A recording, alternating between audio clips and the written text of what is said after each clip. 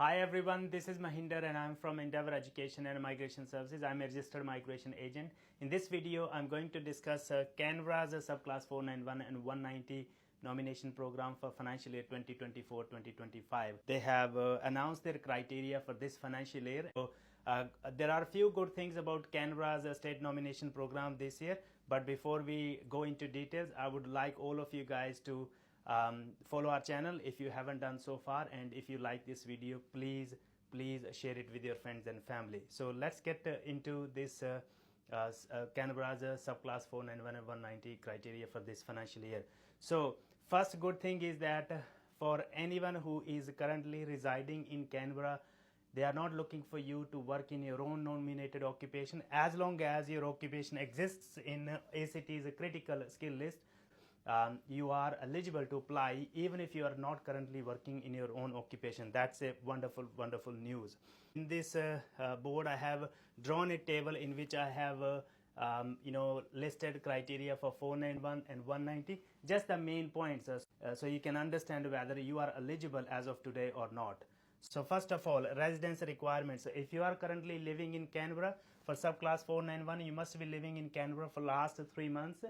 You could also live in New South Wales as long as the areas that you live in New South Wales, they are within 30 minutes distance from Canberra in driving. So that is a really good point. A lot of people are working in Canberra, but they're living in New South Wales because you don't have enough residents in Canberra. So that's why they have this exception there.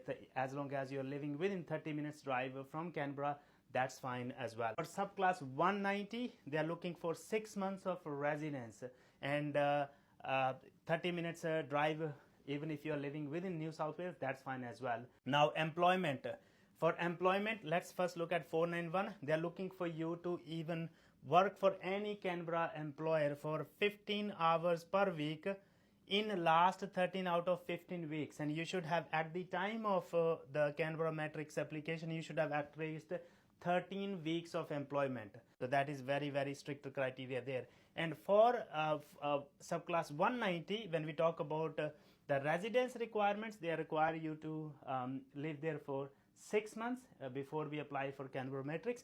And for employment, they are looking for you to have at least 26 weeks of employment. And again, the same criteria here, they are looking for 30 hours per week, and for any 26 weeks out of last 30 weeks.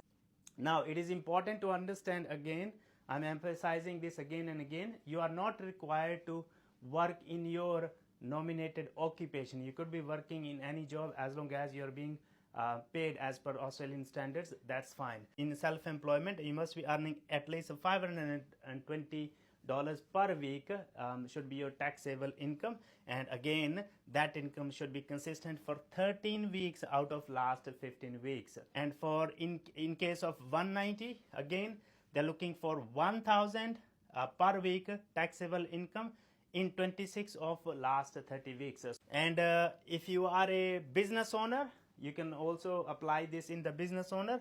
So for 491, you should have claimed Canberra Matrix points for a business owner.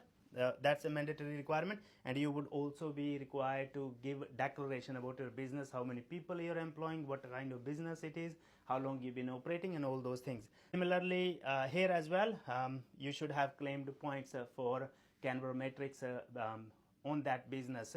Only then you can use that for 190 as well. Now, English is important to understand. For you, for 491, they're happy with competent English as well. As long as you have competent English, you can do 491.